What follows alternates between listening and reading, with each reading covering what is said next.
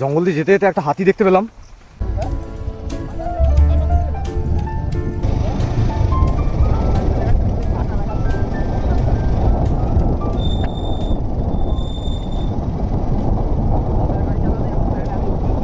প্রচুর বৃষ্টি হচ্ছিল, যার কারণে হেলমেটে ক্যামেরা লাগাতে পারিনি। তো এখন চলে এসেছি আমরা ঘাগেশ্বরী ওয়াটারফলের কাছে। একটা সম্পূর্ণ অদ্ভুত লোকেশন, জানি না কোন দিক দিয়ে যেতে হয়। এখন কোনো একজনের অপেক্ষা করছি, যে এখানকার লোকাল যে রাস্তা দিয়ে যাবে তাকে জিজ্ঞাসা করব কোথায় রয়েছে সেই ঘাগেশ্বরী ঝর্ণা। রাস্তায় সেরকম বিশেষ কাউকে পেলাম না যে জিজ্ঞাসা করব, তো সেই কারণে আমরা নিজেরাই ম্যাপ লাগিয়ে ভেতর দিকে ঢোকার চেষ্টা করছি। এরকম একটা লোকেশানে এসে আপাতত দাঁড়িয়েছি। মোটামুটি মেন রোড থেকে ভেতরে অনেকটাই হেঁটে ঢুকতে হবে। এই হচ্ছে রাস্তা, এই সরু রাস্তা, এরকমভাবে এখান থেকে এই পথটা দিয়ে ঢুকতে হবে। তো চলো যাওয়া যাক।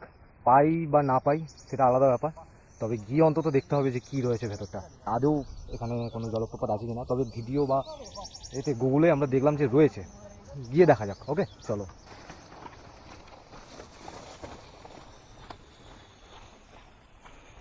জঙ্গল দিয়ে যেতে যেতে একটা হাতি দেখতে পেলাম, ওই যে আসছে আমাদের পিছনে। গাড়ি আমরা সব রাস্তার ওপরেই রেখে দিয়ে এসেছি হ্যান্ডেল লক করে, আর গাড়ির সাথে যা জিনিসপত্র ছিল, হেলমেট, ব্যাগ ফ্যাগ, সেগুলো আমরা সাথে নিয়ে নিয়েছি। এখন ভেতরে ঢোকা হচ্ছে, বর্ষাকাল তো চতুর্দিকে পুরো ভিজে জব করছে, পাতা পচা সব কিছুই পড়ে আছে, তার মধ্যে দিয়েই যাচ্ছি।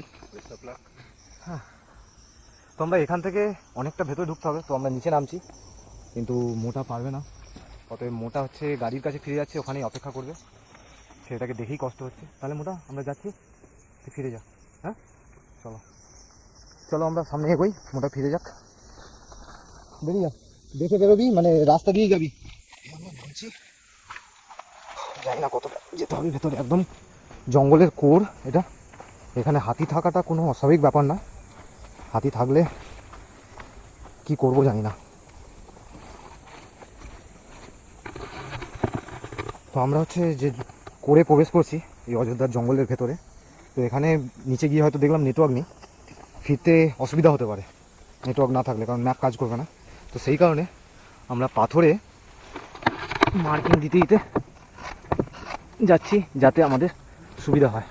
ওকে, এরকম টাইপের মার্কিং দিচ্ছি।